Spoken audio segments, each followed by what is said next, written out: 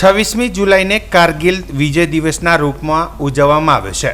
1999માં આ જ દિવસે ભારત અને પાકિસ્તાન વચ્ચે લગભગ 60 દિવસ સુધી ચાલેલા યુદ્ધનો અંત આવ્યો હતો। આ તે દિવસ છે જ્યારે ભારતના વીર સપૂતોએ જમ્મુ કાશ્મીરના કારગિલના શિખરો પરથી પાકિસ્તાની સેનાને હાંકી કાઢી હતી અને ઓપરેશન વિજય સફળતાપૂર્વક પાર પાડ્યું હતું। ભારતના વીર સપૂતોએ ભવ્ય વિજય અને પોતાના દેશ માટે સૈનિકોની શહાદત ઇતિહાસના પાનાઓમાં કાયમ માટે અંકિત થઈ ગયો છે।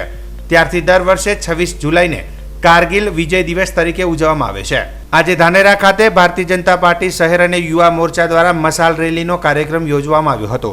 આ પ્રસંગે મોટી સંખ્યામાં ભારતીય જનતા પાર્ટીના કાર્યકરો, ધાનેરા યુવા મોરચાના પ્રમુખ મંત્રી અને ધાનેરા ભારતીય જનતા પાર્ટી શહેરના પ્રમુખ તરુણભાઈ મોદી, મંત્રી જેબી રાજપૂત, રાજુભાઈ ત્રિવેદી, એપીએમસીના ચેરમેન વિરલભાઈ પટેલ, જબરસિંહ રાજપૂત, બાબુભાઈ, મહિલા મોરચાની બહેનો, નગરપાલિકાની પૂર્વ પ્રમુખ આશાબેન પટેલ, મોટી સંખ્યામાં ભાઈઓ અને બહેનો મશાલ રેલીમાં જોડાયા હતા અને અંબાજી મંદિરથી શરૂ થયેલી મશાલ રેલી લાલ ચોક ખાતે સભા બાદ રેલીનું સમાપન કરવામાં આવ્યું હતું।